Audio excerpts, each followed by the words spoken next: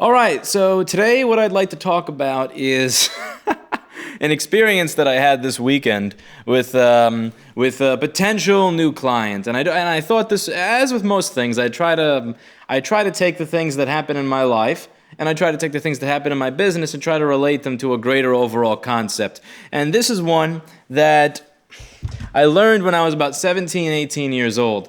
So what happened is that somebody showed up for one of my tutoring sessions. And they went to, pay online. They went to add themselves as a client or whatever, and then they had called and said, "Okay, I need you to add me for this day." And I very politely and kindly said, "I can't do that, but once you go through the online scheduler, you'll be able to add yourself." And as you can see, if you check my website right now, you'll see that it's one of the very obvious, basic, bare bones rules that I have. And I try to make it sound pretty, like it's an important part of the process, that you need to sign up and use my scheduler. It's that simple. It's just a very, very basic thing. It makes my life easy. It then syncs the scheduler to the phone. I can see that somebody booked. I can see, I can see the dates. I don't have to worry about adding things and typing your phone number and name and all that crap in manually. It's just a very basic little system. And my idea is very, it's very simple here. It's that if you're coming to learn how, the difference between VCCIO and VCore, why PP3V42 has to be present before PP-G3 hot is present, if you're coming to learn all that stuff, you'd better know how to use an online scheduler. Whether it's a lack of knowledge or a lack of willpower to use the online scheduler, I don't care. If you can't learn how to use that because you don't feel like it or whatever, then how are you going to feel like learning how to solder a QFN on properly? How are you going to feel like, troubleshooting with the board not plugged in when you're doing resistance and diode mode measurements? Oh, it's kind of hard for me to adjust I'm 99% certain I tore my quad over the past 6 months, and I've just kind of been making it worse and worse with all this running I've been doing. But anyway, if you can't do that, then how are you going to get the rest right? And a lot of people think that this is a petty concept that I'm on. They think it's petty. They think it's immature. They think I'm being mean. They think that, this person's paying a lot of money. So since they're paying a lot of money, you should do this, that, and the other. And the gentleman showed up after I told him specifically that you need to book this online because I want to start. And it's like, A, there's been no notice here. B, you didn't use the fucking scheduler. And he showed up on Sunday with a check in hand for $2,395, a certified check. Not one of those bullshit checks like I talk about in the other video. Not one of those things where you fucking write your name on it and you're saying, "I have money, trust me. Call these guys and they'll tell you." Not that bullshit, but the type that's actually good. Like certified check from Chase Bank. I know what they look like. I've had them written up before. And I told him to leave. Very, very simply. I said, leave. He's like, "Oh, but no, I want to," no, you understand. We had a phone conversation about this. I have instructions on the website. It says very clearly on the website to sign up through the scheduler. I told you over the phone as politely as I could and kindly that I need you to sign up via the scheduler. You decided to ignore all of that shit and bum rush my business and wanted me to literally start right there. It doesn't matter that there's nobody else in the store. It doesn't matter that I have other things that I'm working on. It doesn't matter that I plan on going home in half an hour. And he's like, "Oh, what about tomorrow?" And it's like, no, I have things I plan on doing tomorrow. Use the scheduler. One of the things I like about the scheduler is it doesn't let you book without advanced notice. You need to give a few days of notice before. And it also shows you what days are available and not available. I don't want to deal with double booking. I don't want to deal with crap, which is why I love having a scheduler. And again, the thing that I'm stressing to people, a lot of it has to do with the respect portion of it, right? If you don't respect my rules, how can I expect that you're going to respect the boards that I give you to work on, often that belong to my customers, that you're going to respect my equipment, which costs thousands of dollars? That's a secondary concern. My primary concern, again, is if you don't feel like using a scheduler, that is the easiest part of this process. The online scheduler is the part of this process that requires no brain power, nothing, no effort. It's all you have to do is spend 30 seconds reading it, clicking, and it just becomes obvious how this thing works. If somebody's not willing to do that, How can I trust that you're willing to put 96 of the balls back on and make sure that they're all an even size on an SMC? How can I trust that you're going to want to actually measure every single one of the pins of a 28-pin IC, that you're going to measure every single one of their diode mode measurements to ground and compare it to a proper one, and not just give up by pin 25 because, quote, most of them were good? It's one of those things where it's like how you do one thing is really kind of showing me how you're going to do the rest. So, one of the things that I've also tried to avoid here is taking someone's money when I truly, genuinely believe that they will not be able to learn. So I tell people to, again, check out my basic electronics playlist before you come here. Check out all of this stuff. I talk with people before they sign up for this. If they have zero experience doing any of this stuff, I legitimately just tell them don't sign up. Because I want people to come here that have a genuine chance of learning. And if somebody does anything before the fact to show me that they're probably not going to have a chance of learning, I would like to save myself the hassle and save them the money and just have them not show up. I gave that guy back his $2,395 check for a 5-day session. And again, this is something that a lot of people say is petty, is unprofessional, because you should just deal with those things. And it's one of those things that I learned when I started working at this recording studio, the smaller one, and people were saying, oh, well, they're not obeying our rules here, they're doing this and they shouldn't be, but they're paying us a lot of money, so And I remember there was one drummer, he was such a person to look up to, such a person to learn from. He was such a great influence in my own life. His name was Michael Carvin. And I remember him just looking at me one time, and the thing about Michael Carvin is he had a very stern and strict demeanor, and he had a very, very strong set of ethics and beliefs by which he lived his life. But he never talked down to me. He would talk down to a concept. He would talk down to a stupid or silly way of doing something. But he always talked to me as if I was an equal. Even though I was 17, had no experience, was some snot-nosed teenager, and he was a greatly experienced, greatly accomplished adult. And one of the things I remember him telling me while I had this session that showed up late, it was a session that showed up late, and they were kind of fucking around with the equipment. And it's like, oh, well, yeah, but they're paying, so I'm being nice to them because they're paying me hourly, at least they're paying, right?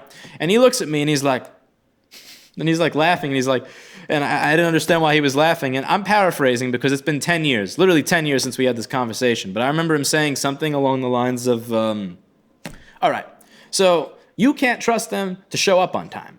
I'm like, yep. He's like, you can't trust them to respect your equipment. I'm like, yep. How can you trust that they're going to pay you at the end of your session? And I'm like, well, because they haven't shown me any reason that they're not going to. They didn't say they weren't going to. They look like they're going to. It's like, do they respect your rules? Do they respect your time? Do they respect your equipment? How can you expect that somebody who does not respect you in one way will then magically respect you in another way? How can you expect somebody who does not respect your time, that does not respect your equipment, that does not respect your instruments, to then respect your requirement that they pay their bill at the end? You set the tone for the relationship. See, he told me if this client does not pay you at the end of the session, it has nothing to do with them. It's not their fault, because I set the stage for how I was willing to be treated from the beginning of the transaction. And since I set the stage to be treated like a piece of crap from the beginning of the transaction, that's how they were going to treat me. It's these things that just like that other people don't think about. They think we have to be nice because they're paying a lot of money. We have to act professional, which is just shut up and take it and nod and say yes, sir, I'm sorry, sir, I'll do that, sir, don't worry about it, sir, rather than say the things that need to be said. Like, this session was supposed to start at 12:45. What the fuck? Or, hey, you don't know how to play that instrument. Can you please not play that instrument? That was another thing that used to get Michael Carvin. I remember him saying that there was this one guy in the group that did not know how to play drums. Michael Carvin is an amazing drummer. He's not just a drummer that just goes bop bop bop. He's you know those drummers that kind of say like, oh, I play the drums because I can hit the bass drum and the snare drum with and stay on tempo, on point. That's not playing the drums. He saw playing the drums as a legitimate art form, as a way of self-expression, as a way. It was just so much more than just what you hear in a lot of cookie cutter stuff. And This guy just goes in the drums. He has no idea what he's doing. Absolutely no clue. He's just hitting stuff. He's hitting stuff. And he's like, man, this is one of those things that gets to me. Do you see people go up to a viola and just start going blah, blah, blah, when they don't know how to play it? Do you see people go up to a flute and just blowing it when they don't know how to play it like it's a whistle? No. But you got all these people that walk up to the drums and start beating them like there's no respect for the craft. Like there's no like you can just do that without having any clue how to play it. You don't do that with every other instrument, so why do you do it with this one? He was a person who had an amazing level of respect for his craft, and he expected that level of respect from other people. He had this system, again, there were I still remember, Michael Carvin had his school of drumming, and then you had about 10 or 11 other rooms in that same hallway, in that same suite, in the Film Center building, that also had schools of drumming. And his was set up like a machine, he had a session at 12 o'clock. They show up at 11:50. They knock on his door. He acknowledges them. He sit back down. At 12 o'clock, he opens the door. They come in, and they have their session, and then they leave. It wasn't any of this bullshit that you saw with a lot of the other people where their students were showing up late or their students were showing up unprepared and he had none of that bullshit. He had none of that, oh, I'm sorry, my last session ran over, but don't worry, I'll give you more time. You never heard those words out of Michael Carvin's mouth. It was a well-oiled machine. And I remember him telling me this story, and now I'm really deeply paraphrasing because this is literally like a 10-year-old story. This one guy showed up late, and he offered Michael more money in order to accept the session. And he pretty much does something like, money? And he just takes his cigar or something and puts it through the money. He's like, I don't give a fuck about your money. And he throws it away. But it really does set the stage for how people treat you. Had he simply allowed this person to give him an extra $20 because they were late, he's setting the stage to, my rules matter, but they don't matter as much as your extra $20. What type of message are you sending about your business? What type of message are you sending about your service when somebody can disrespect you completely, not follow the rules that you expect everybody else to follow, but then make up for it by giving you an extra $20?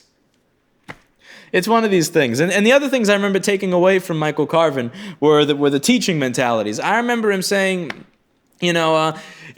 everybody else in that suite, and this is one of those things you really got to think about to wrap your head around. Everybody else, to do this with the drums, and then you'll learn. They have the student, dun, dun, dun, dun, dun, dun, dun, dun. And then he would then, I'm losing my mind, I'm tired.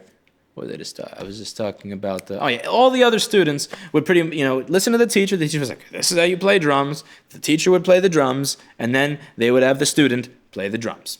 And that was what it was like in every room. And one of the things I noticed really early on about his school was that Michael Carvin would not have you play the drums, but he would be teaching you how to play the drums. I remember he would have these sessions, and the person would enter the room for 45 minutes to an hour, and I would not hear drums being played. But the people coming out were better at playing the drums after taking his class. Like, try to wrap your head around that shit. I'm going to teach you how to become a better drummer, a better artist, without you playing drums. And it's not bullshit. Like, the people coming out of his class were better at their craft as a result of it. And I took that to heart. And tried to apply it to the stuff that I'm trying to teach you here.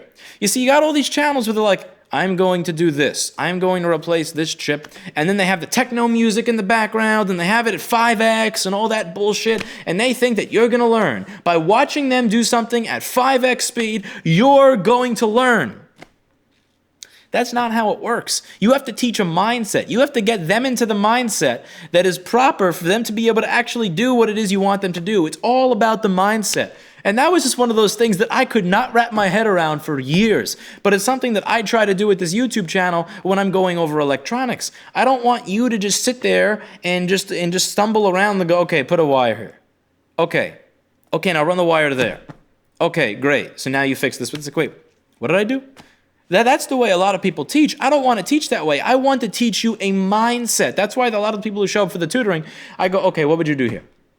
And I'm like, what? And I go, what would you do here? And like, how am I supposed to know? And I go, well, somebody had to figure this out in the beginning. So that means that you can figure it out now. So I want you to be in this mindset. I want you to think about this. What do you think, what would you check first if a light bulb was not working? Would you check would you just change the light? Or would you check to see that there's actual power going to the light? And almost every single person goes, oh, I would replace the light bulb. And then I say, okay, what if the light bulb had 96.25 millimeter balls attaching it?